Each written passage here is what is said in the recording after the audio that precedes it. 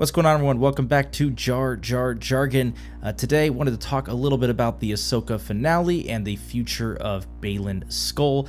First thing first, though, I do want to thank everyone who checked out the animated Heir to the Empire trailer on my channel. A lot of hard work went into that. It's kind of just a passion project for me, so do subscribe to the channel if you want to see more content like that. I'd like to put in some time, as long as I have your guys' support for that. But let's talk about that finale. It was pretty wild. I want to say a few things first about the finale as a whole. I thought some of the action sequences were absolutely great. The Morgan Elsbeth and Ahsoka fight was a standout of the season in terms of choreography. The music was incredible. Kevin Kiner killed it the entire season. And those last few shots, the last like 5 to 10 minutes, we got Thrawn showing up at Dathomir, Shin seemingly finding this rogue group to stay with on Peridea. We got Ahsoka and Sabine stuck on Peridea, and of course the massive shot of Baylan on the statue of the father with the son and the broken daughter next to him. There are a whole lot of theories going around right now as well. What does that all mean? Clearly we could see some sort of beacon out in the distance pretty far away on another mountain.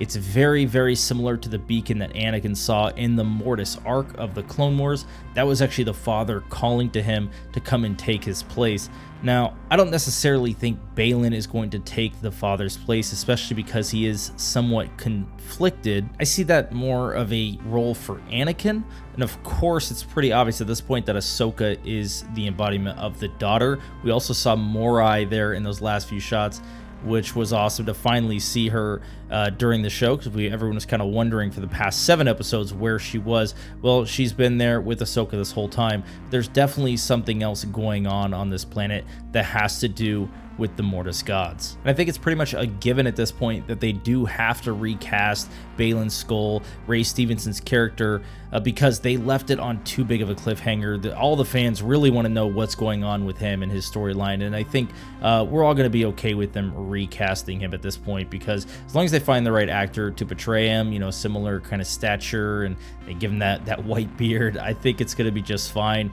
But we really want to see what happens in that part of the story for Ahsoka Season 2, or maybe even if they take it into an animated show, especially if they're going to do these, Peridea stories separate from the rest of the Mandoverse timeline. I wouldn't mind if they go animated, and that would be an easy way to not have to recast him. Seen a whole lot of theories kind of going around, though, about what is really calling to him on this planet. Is it the father or the son, possibly? Is it Abeloth, who would be the embodiment of the mother that's been banished to this other planet? Or potentially is it the world between worlds? And I've pretty much come to the realization that it's got to be either the mother or the world between worlds. And let me first go to the world between worlds. In the statue, we actually see the father pointing directly to the beacon out in the distance, which is kind of reminiscent of the mural, which had the Mortis Gods on it, and their hands moved and pointed towards the portal that Ezra went through to get into the world between worlds. There's been a lot of theories about Baylan trying to maybe change the past, especially with what happened when the Jedi fell. The way he talks about the Jedi a lot kind of seems to indicate that. Supposedly an airbrush on his wrist, they had Luke and Han and Leia's names there. Potentially he could be looking to change the past somehow, or the future. And I think for that reason, seeing the World Between Worlds arc where Baylan somehow accesses it and tries to change things around could be really cool, and also could introduce us to some alternate timelines, which I think after the sequels, a lot of fans have come around to the idea of a little bit more. Personally, I'm not all about having, time travel or stuff like that in Star Wars. I think it works better as more of a grounded sci-fi, and I say that as there's like witches and, extra galactic whales and all that kind of stuff. But I think for the most part, not having timelines and multiverses kind of works better for the franchise. This isn't Marvel. We don't need to be seeing 10 of the same character across the board. That being said, I'm still obviously a fan of them keeping the Legends kind of timeline separate from the canon timeline as it is, and I would love to see them kind of make some visual representations of the Legends stories separately from the canon ones, but that's neither here nor there right now. This theory about the world between worlds could also provide Sabine and Ahsoka a way back to the core galaxy. Now, my buddy Cantina Talk shared this image with me from Dave Filoni's Twitter in 2019, he listed this as a possible future. But as we see, they're kind of trekking through what looks like snowy mountains here,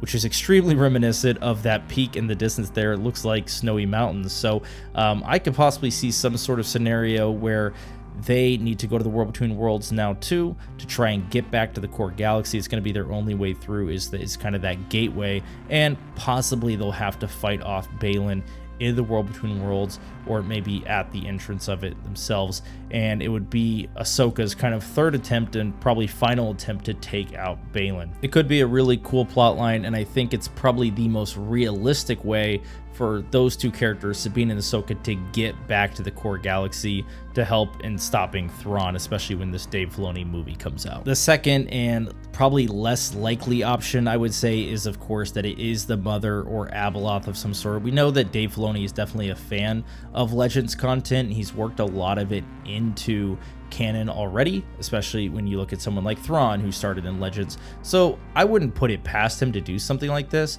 But Abeloth, that whole story takes place a lot later in the timeline in Legends, so he would kind of be intertwining two EU stories into this current timeline. It would also, though, kind of make sense for Baylan to have had something calling to him, that being the mother, and he gets there and it's really not what he's expecting. So I could see things kind of turning south.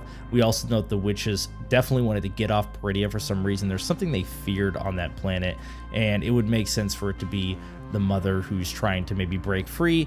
Potentially she's been banished there by the father in the past, and that's why in the Mortis arc she wasn't present at all. Pretty much either of these options leave questions around what the witches were doing there, why they were there in the first place, why there were all the catacombs, the tombs essentially that they took back to Dathomir.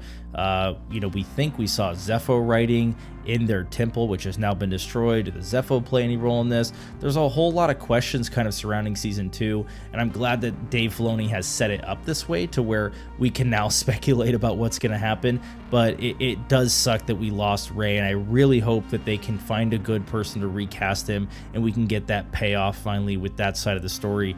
This whole new galaxy that they've created, separate from the core galaxy, kind of opens the door for a lot of stories and a lot of like interesting kind of weird fantasy-esque stuff that maybe we haven't seen before in Star Wars. It also allows for stories to possibly happen away from the sequel trilogy events, which I'm all for. So would love to see more of that. I'm honestly not convinced that Ahsoka and Sabine are going to make it back at all. So potentially this new threat in this new galaxy is going to be something that they're going to have to help fight against. Ahsoka did say towards the end of the episode that they are right where they should be, almost as if everything else will be handled in the other galaxy. And I think with Luke and Ezra, that's definitely very possible that they're, the other galaxy's in good hands, especially against the threat of Thrawn. But let me know what you guys think. Leave a comment down below. What do you think is calling to Baylan? What do you think the significance of the Mortis Gods statues are on Peridea? And do you think we're going to see Abeloth or the World Between Worlds in Season 2? Leave a comment down below, guys. Please do hit like and subscribe. Once again, thanks for watching. The Lova Numatava.